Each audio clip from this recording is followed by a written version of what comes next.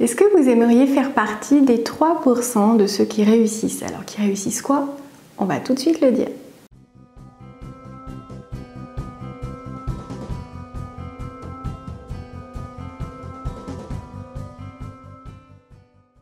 Bonjour à tous, je m'appelle Valérie Sauvage, je suis ravie de vous retrouver sur YouTube.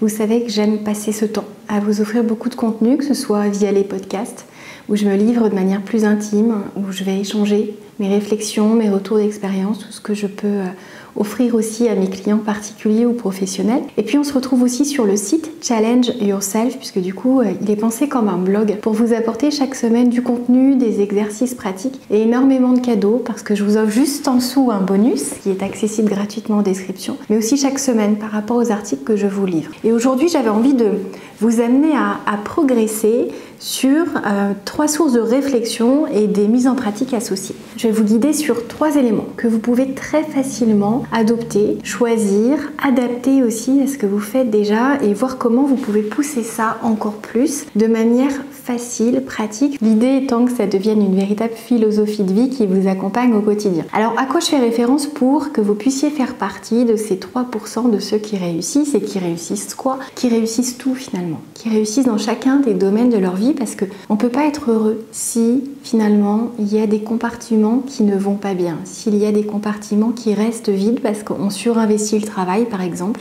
et puis on oublie les amis, ou on s'oublie soi, ou on oublie ses enfants ou son conjoint, c'est des fois le dernier servi. Et c'est important vraiment de faire attention à maintenir cet équilibre. Alors comment font ceux qui arrivent à être épanouis, à être heureux, à être alignés sur ce qu'ils ont envie de faire? Ça ne veut pas dire qu'il n'y a pas des hauts et des bas, ça veut juste dire qu'ils arrivent à aller au bout de leurs rêves, à atteindre leurs objectifs, à faire ce qu'il faut et le vivre d'une autre manière peut-être que ce que vous avez déjà pu expérimenter.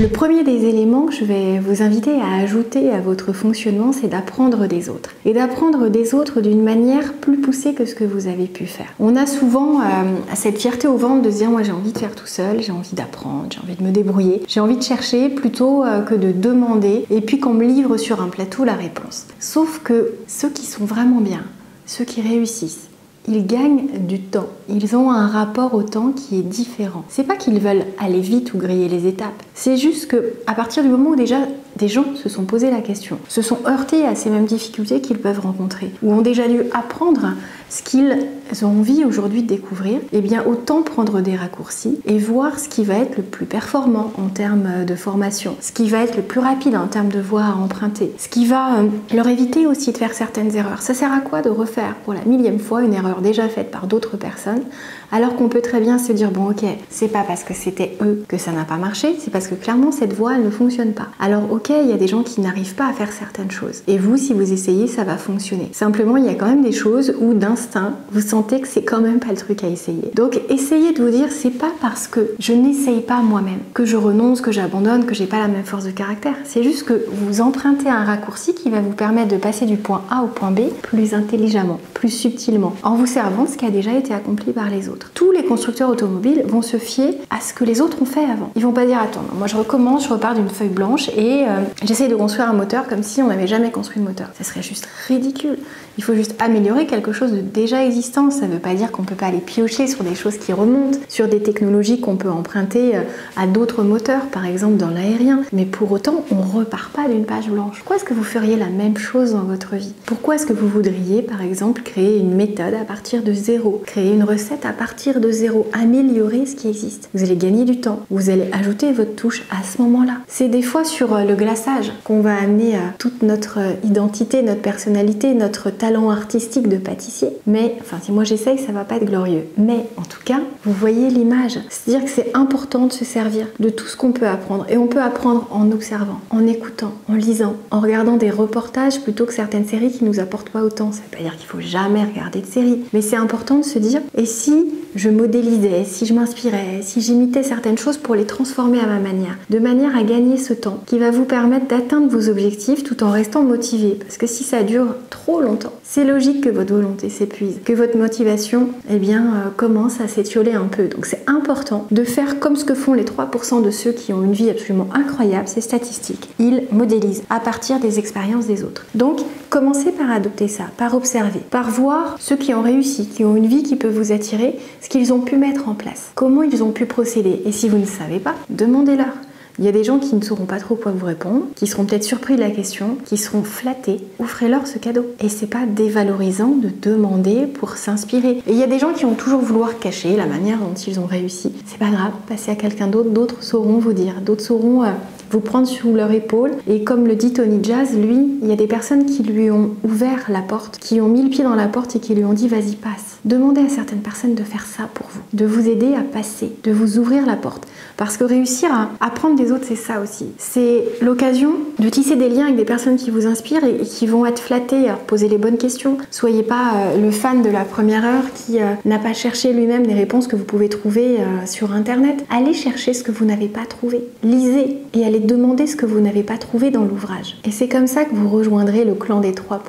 Un autre élément super important, c'est qu'en fait, les personnes qui ont une vie qui brille par le succès, la réussite dont ils l'illuminent, c'est qu'ils ont un rapport au temps qui est extrêmement particulier. C'est-à-dire que le temps, pour eux, est un moyen. Le temps n'est pas une fin en soi. Ils ne vivent pas pour avoir du temps en fin de journée. Ils vivent à chaque instant. C'est-à-dire que chaque journée, c'est comme si c'était la dernière. Ils veulent en faire quelque chose d'extrêmement impactant, important. Ils ont envie de laisser une trace. Ils n'ont pas envie de se faire manger du temps par des choses futiles. Et la futilité a toujours sa place. Ça peut faire du bien, ça peut détendre. Mais il ne faut pas que ça soit la majorité d'une journée. Il ne faut pas que le temps, on l'emploie en le gâchant. Quand on est quelque part, on habite l'instant présent. C'est-à-dire qu'on vit vraiment. On n'est pas projeté dans ses souvenirs ou on n'est pas déjà basculé sur l'avenir en oubliant que là, pour l'instant, on est là. Ici, là, je suis en train de passer du temps avec vous. Et vous allez consommer ça à un moment qui vous appartient. Mais là, je suis là. Je suis pas en train de penser à ce que je vais faire demain, à ce que j'ai fait hier, à ce qui m'attend ce soir. Je suis là avec vous pour vous apporter plus de moi, plus de ce regard, de cette teinte, de ces mots que vous pourriez entendre si vous étiez dans mon cabinet. Et c'est important pour vous de vous dire que c'est pareil pour vous. C'est-à-dire que le temps, il est important. C'est pas une source de pression, c'est un rappel à quel point la vie est précieuse, à quel point c'est important d'en faire quelque chose qui compte, qui impacte, qui vous impacte vous, qui vous rapproche de vos rêves, parce que vous savez très bien, on l'a tous entendu, les décisions d'aujourd'hui feront le vous de demain. Et qu'avez-vous envie de faire ? Qui avez-vous envie de devenir? Et donc, qu'allez-vous faire de ce temps qui vous est donné aujourd'hui pour vous rapprocher de cet objectif? Les personnes qui ont vraiment des vies qui vous font rêver ne passent pas leur temps à le perdre. Donc, c'est extrêmement important de surveiller ces voleurs de temps, de faire attention à la procrastination, de veiller à bien compartimenter tout ce que vous faites pour rester dans un équilibre qui vous permet d'avoir des plaisirs immédiats, mais aussi d'aller vers vos objectifs de demain, ceux qui vous permettront d'être, d'avoir et de faire ce que vous avez envie de faire de cette existence. Et ce troisième élément qui va vous permettre de faire partie de ce club des 3% de ceux qui réussissent tout ce qu'ils entreprennent, c'est d'être prêt à aller au bout des choses. C'est-à-dire que ces personnes-là, elles sont prêtes à ne rien lâcher jusqu'à atteindre leur objectif. Et ce, quoi qu'il en coûte. Vous l'avez entendu, cette expression. C'est important de vous dire, en fait, quand j'ai un objectif, si vraiment il est important, si j'ai vérifié que c'était mon objectif, que j'étais motivée avec quelque chose qui sortait de moi, que ça faisait écho en quelque chose d'extrêmement important en termes de valeur en moi, et donc je ne veux absolument pas renoncer, et même si c'est compliqué, et même si c'est plus long que prévu, j'irai au bout des choses. Et même si je rencontre un obstacle, un deuxième, même si ça ressemble à un échec, qu'est-ce que j'en fais? Comment je rebondis? Comment j'atteins mon objectif? On lâche rien. C'est difficile, quelque chose qui est ambitieux, quelque chose qu'on est allé poser sur une marche haute. Mais c'est beaucoup plus inspirant et motivant. Si votre objectif fait pas sens, si ça n'est pas le vôtre, s'il n'est pas difficile à atteindre, vous n'aurez jamais envie de vous mettre en mouvement. Donc c'est important de vous dire que, eh bien, ces personnes-là, elles ont ça en tête. Elles sont prêtes à échouer, elles sont prêtes à apprendre, elles sont prêtes à recommencer, elles sont prêtes à sacrifier parfois des moments de sérénité, de tranquillité, peut-être des heures de sommeil, mais parce qu'elles savent pourquoi elles le font et à quel point ça compte. Et c'est important pour elles, pour le monde, pour leur famille, en tout cas, quelle que soit l'échelle et le rayonnement de leur objectif, elles y vont. Et elles y vont à fond. C'est pas juste une idée comme ça qui les traverse. Elles y vont à fond. Et vous, est-ce que vous êtes prêts à y aller à fond? Dites-le moi en commentaire, dites-moi yes.